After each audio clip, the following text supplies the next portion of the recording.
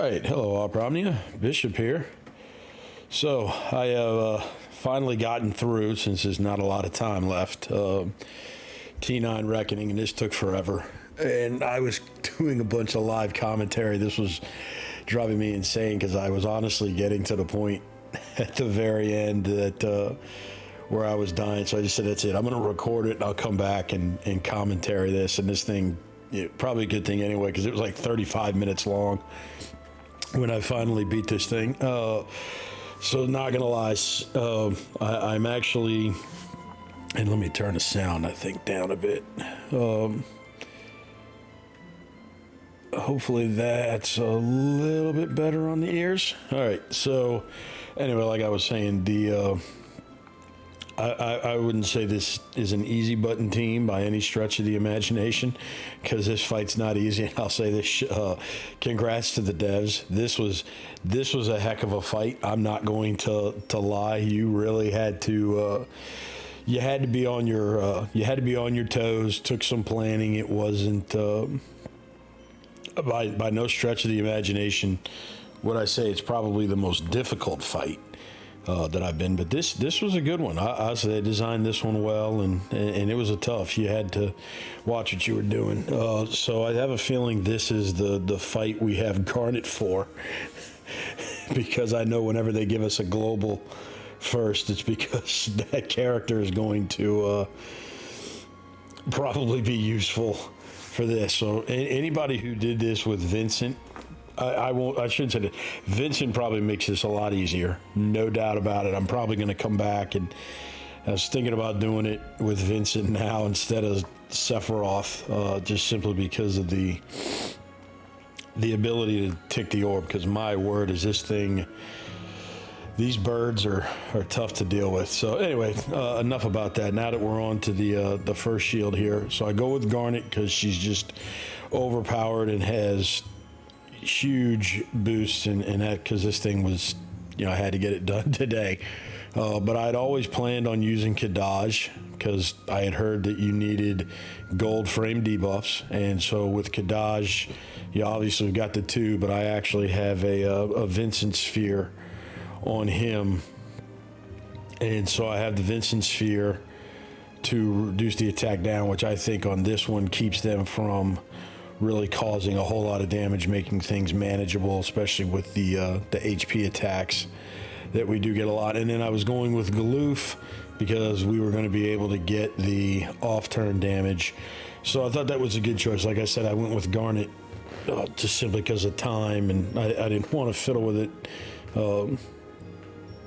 since it's going away tonight. Now you'll notice for the calls, I've got Faris and Titus and a Meat Italian, and that's because, with this team, Garnet, and this is why I think that, thank God for Garnet, because she's got that 2 times, or she's got on her EX, she's got the 2 debuffs that she applies. So that to me was the big reason why. Or another bonus to use her. Kadaj does it on his EX, so it's not every turn. So like I said, if you had Vincent and his constant barrage of debuffs, then probably a lot easier fight that you would have, so you don't really have to fight with the orb, just beyond his BT effect in that regard. So right now we're about 2/3 of the way through. You notice I'm really kind of slow playing this to be able to keep some control, because this is when the chickens are quote at their weakest. So I made it through the 90% cleanse and orb drop, and I'm just kind of letting this roll here, because the key here is I was actually trying to get these chickens as many turns as they can. So one of the things I did at the beginning was to try to break these guys out of order.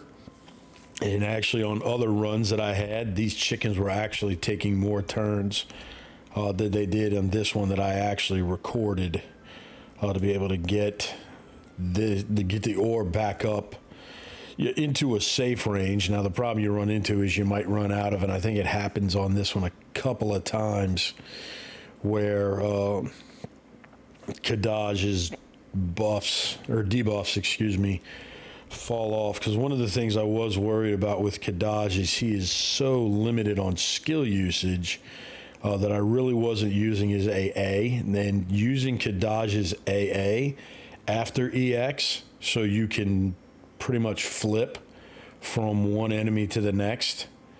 That's what I think is a very important key to his kit. But the problem is then you don't get the free skills on his S1 and his S2. So, like I said, the AA is great because what it's going to allow him to do is be able to get to his EX faster with this. So the reason why you saw me go with the Tidus call there a minute ago is because I know I'm coming up on the 59% threshold. So this was when I would start using the calls in order to get those extra debuffs on, because I know they're getting ready to get cleansed. I was really just trying to give myself some more room for when for the cleanse and the orb downtick, because I think as long as you're above 5, you're usually okay, unless you're taking a bunch of turns. So obviously that's why I wasn't bringing turn hoggers for this. See, I'm up here to 26 now. Let's see where we're at. See, yeah, so I'm getting ready to have the as you see here, because I said, hey, I got some time, I used his EX, but like I said, that's Kadaj's skill usage are kind of low. So that's where I always have to, I'm a little bit careful about trying to use him too much, per se, with what we're doing here. And as you can see here, that's probably the closest I felt, because you could see, or the most worried I was, as you can see the HP went down a bunch because I didn't have the attack down on those guys. So I was actually a little bit worried here. And I said, okay, well, wait a minute. I've got the heal coming up. I was going to be using Garnet's EX, or excuse me, her LD, and refreshing that. So I was going to get a heal there, because Galuf's HP regen isn't huge, but it's okay. I mean, it's useful. With the attack down, especially if you can work it correctly, possibly you could get Kadaj fixed if you used like an AA, and before skill, that usually gives him enough for a regen. All right, and so as you can see here, the Faris one is the tricky one here. And the reason I went ahead and did that here was to give me a little bit more room on the orb, but I knew they were going to cleanse. And what I was waiting for here, as you can see, this is when I decided to burst. So when these guys hit 49%, they get their big stat boost. That's when I wanted to have all my extra stuff. So that's why this is the tricky part. Several runs I would lose here trying to get this burst in and line it up. I was trying to wait on the summon for later because I felt that gave me more options for the 9%. So sometimes it was like too soon, and Galuf might, push them under the threshold and whatnot with what they were doing. So thankfully it worked out here. I got Garnet's burst in, and so they crossed the threshold. Orb's not an issue. Shout out to Xcaliblur for that infographic. If you're trying to do this, find Xcaliblur's infographic, because it's got everything, the different places where you get the cleanse, the shield, everything else that's there. Very useful. So like I said, right now I'm not stressing too much, kind of letting these guys have their buffs. I'm more worried about getting the orb up at this point, so that bursting at the 49% threshold, that's the one that you want to kind of hide with what you're doing, because I did experiment trying to do it at different times and whatnot. And it gets, especially towards the end, it gets a little tricky if you try to kind of hide your way through the 29 and the 9 that way. I think his infographic really hits the nail on the head on what to do.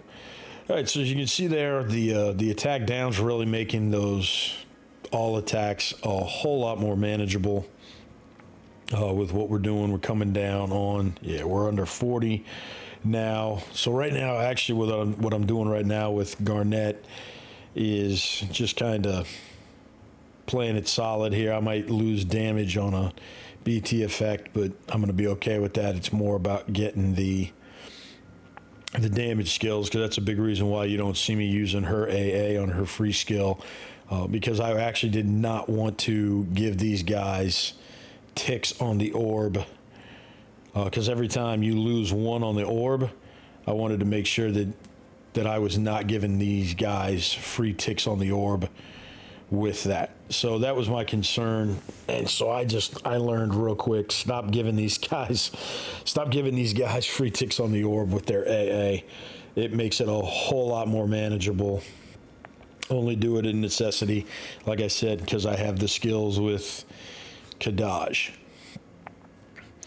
So you see, this is why I wanted Garnet's BT effect up, to be able to really ramp up and get through these guys. So I know I'm getting a cleanse here, which is why I went with the other Faris, because one note with the Faris debuff, you really got to be careful. She frames in, and Garnet obviously can't push the frame. Kadaj can't push the frames either. So if you use their EX to try to uptick the orb, you can't do it. So that's why I was always holding on to those calls for right before they were going to cleanse, so I can give myself a little bit more space on the orb, because as you're going to see when I get to the end, this gets real tight real quick with that. All right, so shielding, we're going through the shield right now at 29. I'm kind of watching buffs for what's going on right now with Galuf. He's kind of working his way through the shields and doing a good job, so we'll be at 10. Or the orbs will be at 10 here as we get through, once we get through the shields. Now, I'm not going to lie, now is when I started freaking out, because I started looking at, oh man, A is at 23, B is at 25. My bigger concern was, especially with Kadaj, and I probably could have flipped him on the AA, but again, I was more worried about making sure I didn't run out of skills.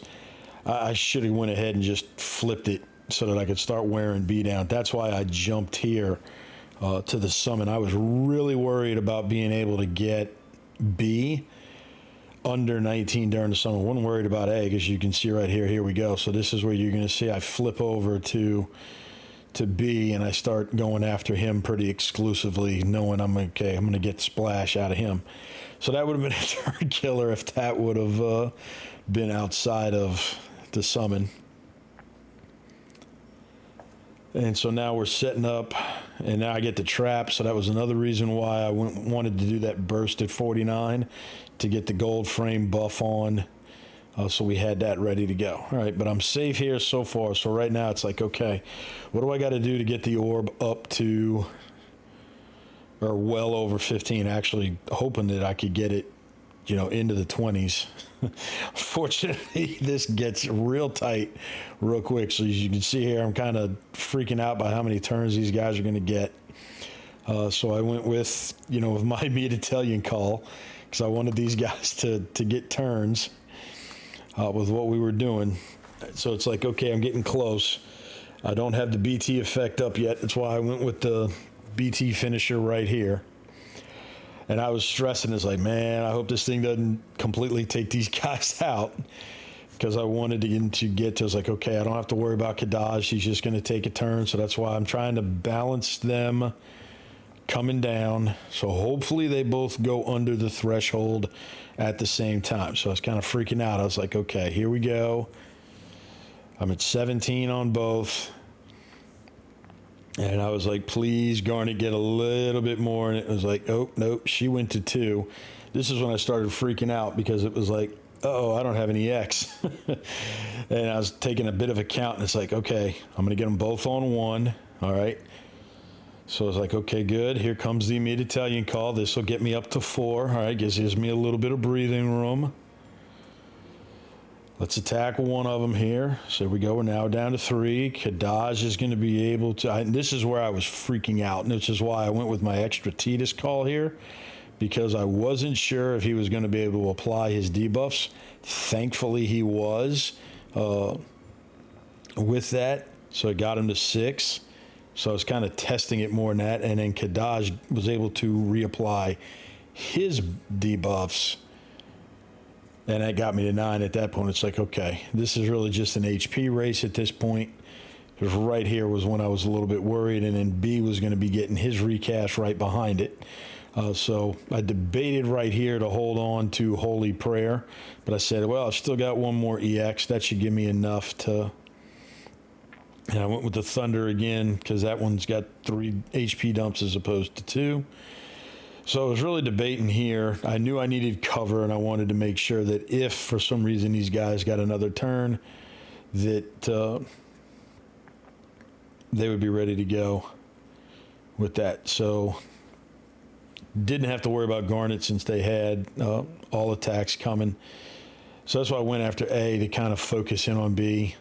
But right now, like I said, my bigger concern was, let's make sure I can make the HP requirement. So that's why here on this turn, you're going to see me just brave attack so that I can make sure that Garnet could heal, because there were actually a couple times I did not make turn requirement or did not make the HP requirements because of those guys doing those last couple things or their recast or whatnot. So there it is. And so like I said, hopefully home, if you've watch this.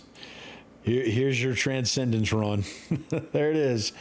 So, hey, I appreciate you watching. Hopefully you made it through this. Thankfully I did. This one's a toughie. I'm going to try to go back and do it later, but we'll figure it out then. All right. Thanks for watching. I appreciate you stopping by. Take care. Bye.